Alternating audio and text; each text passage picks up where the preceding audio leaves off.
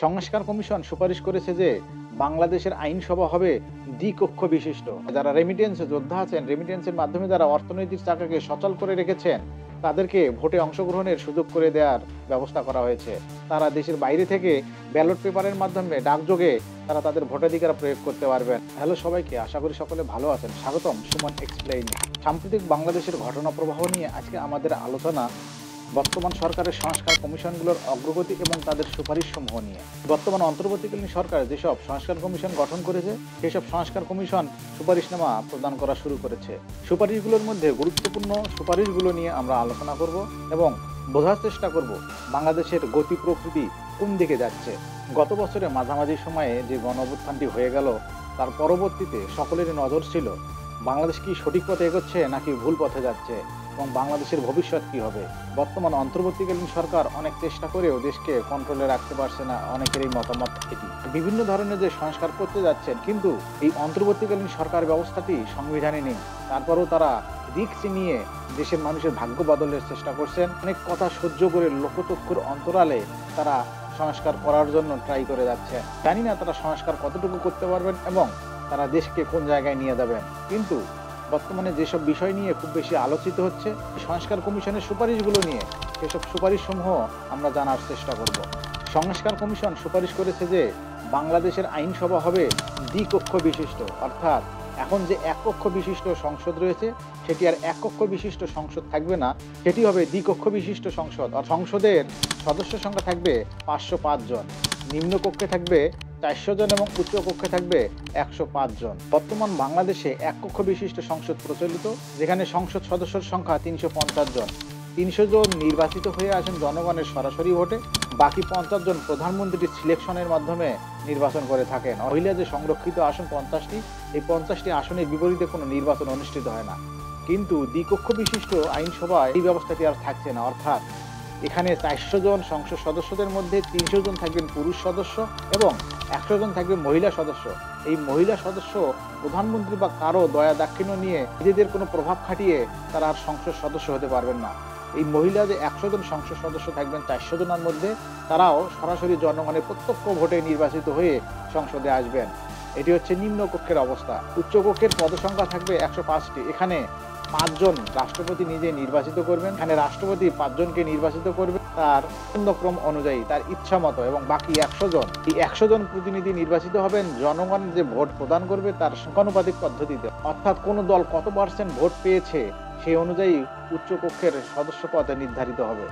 এবং সংসদে নির্বাচনের জন্য বয়স কমিয়ে আনা হয়েছে, অর্থাৎ কোনো একজন ব্যক্তি যদি 21 বছর বয়স্ক হন, তাহলে তিনি সরাসরি এমপি ভোটে বা সংসদ সদস্য হওয়ার জন্য ভোট করতে পারবেন। তারা এইসব প্রস্তাব করেছেন। এবং এই সংস্কার কমিশনগুলোর আরও গুরুত্বপূর্ণ একটি প্রস্তাব হচ্ছে প্রধানমন্ত্রী এবং রাষ্ট্রপতির মেয়াদ হবে 4 বছর এবং কেউ 2বারের বেশি প্রধানমন্ত্রী এবং রাষ্ট্রপতির দায়িত্ব পালন করতে পারবেন না। এই সংস্কার কমিশনের প্রস্তাব অনুযায়ী আরও বলা হয় যে কোনো ব্যক্তি একাধারে প্রধানমন্ত্রী এবং সংসদের নেতা অথবা প্রধানমন্ত্রী এবং নিজ দলের দলীয় প্রধান হতে পারবেন না।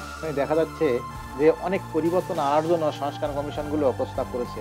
এখন দেখা যায় যে এই অন্তর্বর্তীকালীন সরকার এটি কতটা বাস্তবায়ন করতে পারে। সংস্কার কমিশনের আরো একটি গুরুত্বপূর্ণ প্রস্তাব হচ্ছে যে নিম্নকক্ষে যে 400 জন সংসদ সদস্য থাকবেন, এখানে যেন 10% তরুণ প্রজন্মকে সুযোগ দেয়া হয়ে থাকে। তারা আরো প্রস্তাব করেছেন যে জাতীয়তাবাদ, গণতন্ত্র, সমাজতন্ত্র, ধর্মনিরপেক্ষতা, এই 4টি মূলনীতির মধ্যে গণতন্ত্রকে রেখে বাকি 3টি পরিবর্তনের তারা আভাস দিয়েছেন। তারা বলেছেন সাম্য, মানবিক মর্যাদা, সামাজিক ন্যায় বিচার এবং গণতন্ত্র, এই 4টিকে তারা জাতীয় মূলনীতি করার প্রস্তাব করেছেন।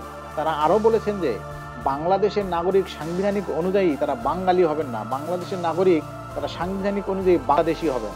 তাদের এই প্রস্তাবগুলোর মধ্যে আরও একটি গুরুত্বপূর্ণ প্রস্তাব হচ্ছে যে তারা প্রজাতন্ত্র এবং গণপ্রজাতন্ত্রী বাংলাদেশের নাম পরিবর্তনেরও প্রস্তাব করেছেন। তারা চান নাগরিকতন্ত্র বা জনগণতন্ত্রী বাংলাদেশ। তারা যে একগাদা সুপারিশ জমা দিয়েছেন, এই সুপারিশগুলোর মধ্য থেকে বিভিন্ন দলের সাথে আলাপ আলোচনার মাধ্যমে পরবর্তী পদক্ষেপ নির্ধারণ করা হবে। সব দলের সম্মতিক্রমে যে প্রস্তাবগুলো গৃহীত হবে সেগুলোই গ্রহণ করা হবে। এখানে আরও বলা হয়ে থাকে যে কোনো আসনে যদি 40%-এর কম ভোট পড়ে, সেখানে আবারও ভোট অনুষ্ঠিত হবে, অথবা কোথাও যদি না ভোটের পরিমাণ বেশি হয়, পুনরায় ভোট অনুষ্ঠিত হবে, অর্থাৎ আবার না ভোট ফিরে আসছে বলে আশা করা যাচ্ছে। যারা রেমিটেন্স যোদ্ধা আছেন, রেমিটেন্সের মাধ্যমে যারা অর্থনৈতিক চাকাকে সচল করে রেখেছেন, তাদেরকে ভোটে অংশগ্রহণের সুযোগ করে দেওয়ার ব্যবস্থা করা হয়েছে।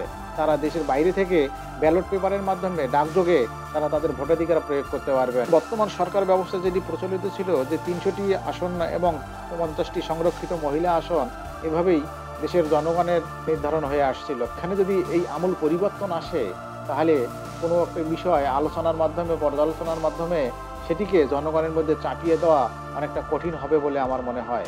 এবং এটি যদি বাস্তবায়িত হয় এবং এটি যদি সত্যি সত্যি বাস্তবায়িত হয় এইসব সুপারিশগুলো, তাহলে বাংলাদেশের জনগণ এবং বাংলাদেশের সকল স্তরের মানুষ এর সুযোগ সুবিধা ভোগ করতে পারবে বলে আমার মনে হয়। এই দ্বিকক্ষ বিশিষ্ট আইনসভা, রাষ্ট্রপতি প্রধানমন্ত্রীর মধ্যে যে ক্ষমতা, এই ক্ষমতার একটা ভারসাম্য নিয়ে আসা এবং এতে করে একনায়কতন্ত্র আর ফিরে আসার সম্ভাবনা ক্ষীণ হবে বলে আমার মনে হয়। আপনারা কি ভাবছেন তা আমাদের কমেন্টে জানাতে পারেন। বাংলাদেশে সাংবিধানিকভাবে কোনো সরকার স্বৈরাচার হতে না পারে। বিভিন্ন সংস্কার কমিশনগুলো তাদের বিভিন্ন মতামত এবং সুপারিশসমূহ আজ অন্তর্বর্তীকালীন সরকারের নিকট জমা দিয়েছে এবং অন্তর্বর্তীকালীন সরকার খুব অল্প সময়ের ব্যবধানে বিভিন্ন রাজনৈতিক দলের সাথে এটি আলোচনা এবং পর্যালোচনা সমালোচনার মাধ্যমে গৃহীত পদক্ষেপগুলো গ্রহণ করবেন। তো আজ এ পর্যন্তই, দেখা হবে আবার পরবর্তী কোনো ভিডিওতে। এই সম্পর্কিত আরও কোনো ভিডিও চান কিনা বা কিছু জানতে চান কিনা তা আমাদের কমেন্টের মাধ্যমে জানাতে পারেন।